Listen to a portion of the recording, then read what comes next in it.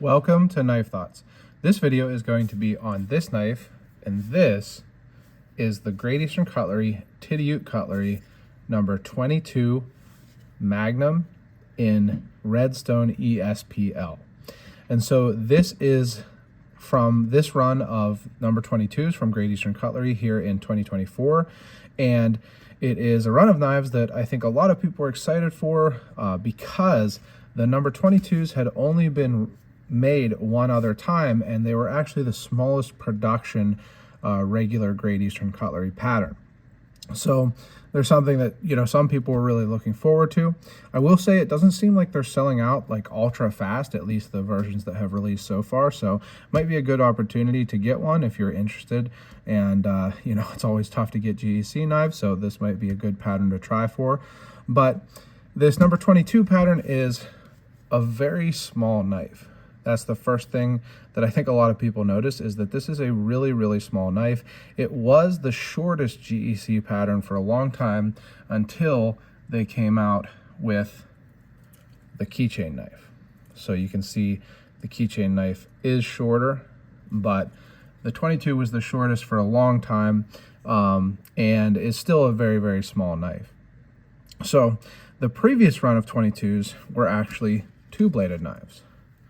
So I have one here in, I believe this is called Church Glass Acrylic, something like that. And this has been a user for a long time. I actually got one of these from the original run when I first bought, when they first came out. I bought one in ebony, and I really liked it. I used it a lot. I actually modified the pen blade to be a coping blade, and then sold it and regretted it. It was in one of my big sell-offs that I've done, and often regret some of the knives from those. So I did end up buying another one off of the secondary market, and this one being in this acrylic. But as you can see, it's a two-bladed knife. It has a clip point main blade and then a pen blade in front. The ones, at least so far, you never know if they're gonna have like a surprise announcement, but so at least so far they have all been single bladed for this run here in 2024, but they're both doing a clip point and a Wharncliffe. So these number 22s use the same blades as the number 19 Beagle, and then there was the Little Rattler, which I believe used the same blades, and I think there was one other, but I might be forgetting now. I actually only have the 22 out of those. I used to have a Beagle, sold it, probably should have kept it, but again, that's the way it goes. But they share blades, so they're able to make these in both a clip point and a Wharncliffe, and they're blades that have been used before. Now, it would be cool to see a version of this with two full blades, and in fact, I would guess, I would assume that at some point a modder will make a two-bladed version with the two main blades. Now, I don't know if you'd have to kind of modify the blades themselves to be able to access the one that's behind, but anyway, that's just kind of a conjecture on my part. They're all single blades so far, and they're making several different versions. Like I said, this is the Redstone ESPL, or like I showed you. So ESPL stands for Earth Stone Paper Laminate, and it's basically a paper micarta. Now, something that I think some people don't realize is micarta is actually like a brand name, a trademark. So micarta is just a laminate of usually like canvas or linen, whereas this is a laminate of paper, but it's the same idea. It's, something laminated in sheets or layers within an epoxy or whatever that holds it together. So it's basically what I think most people would think of as a paper micarta, but they call it Earth Stone Paper Laminate. But they're also doing a saw cut bone for the Titty Ute version, and then a stag version for the Northfield, and a smooth bone, antique autumn, I believe, smooth bone for the Northfield version that is going to have a bullet shield. And honestly, I don't really know why I jumped on this one, because I should have known that they were going to make a version with a bullet shield. Randy Bell of GEC, who actually just retired, so if you talk to Randy, tell him congratulations, or semi-retired, I guess, has talked a lot about having a shield, a bullet shield that would work on the 22 to match the number 44. So I'll show you my number 44 Buffalo Jack. This is the larger gun stock. Well, there's actually some other gun stocks from GC, but these two are the ones that I think are most look like a gun stock. But this is the larger one. It's not exactly the same. There's some different shaping to the handles, but they're kind of like a smaller and larger. And so I should have known that they were going to come out with a version of the 22 here with a bullet shield, but you never know. And I don't think that they had actually shown that on the production schedule until later than when they announced these. But anyway, I'll probably try to get one of those also, but I just wanted to make a video showing this one first here. So one difference, other than being a single blade, that you can see between the original and this run is that this is a bare end, so there's no end cap. It's a single bolster. I actually think it looks good. I don't have a problem with the end cap, but I think this looks good. You know, no problem with it not having it either.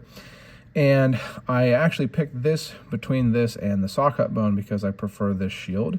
This shield I think goes really well with the shape of the gun stock.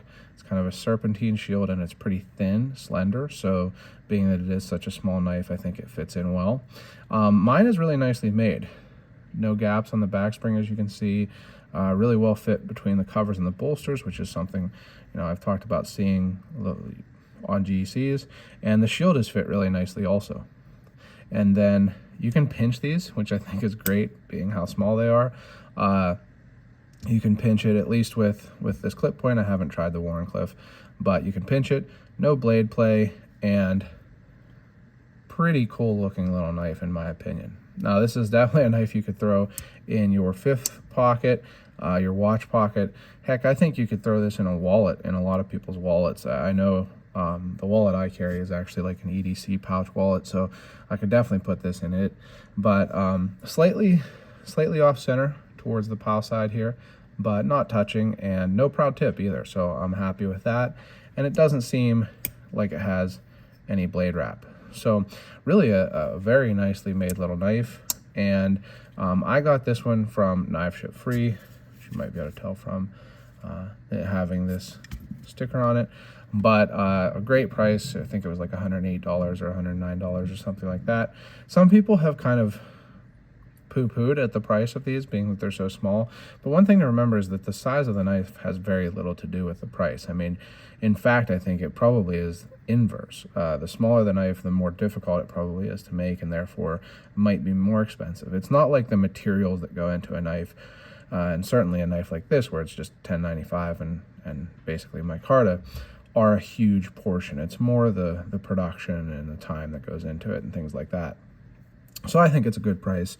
GECs are more expensive than they were 10 years ago, and so is everything else. GECs are less more expensive than most things are, if that makes any sense.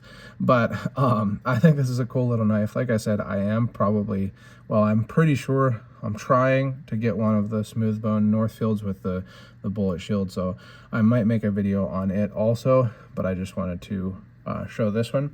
And again, I'll give you a comparison here between the 22, and this is the little pin that comes with it, by the way, the 22 and the 44. This has been a user for me, so the clip point is quite sharpened down, but at least you get a size comparison. You can see the 22 is quite small. I'll show you it in comparison to a number 14 also, if I can find it. Here is a number 14 TC Barlow, which is, I think for most people, a pretty small knife, and you can see the 22 is smaller. And then here is a number 15, the kind of normal sized Barlow, probably the best known GEC pattern, and you can see it's significantly bigger than the 22 Magnum. So it's definitely a small knife, but again, well made. And I do like that it's a single blade. I think, you know, keeps it really, really small. You don't have to worry about it.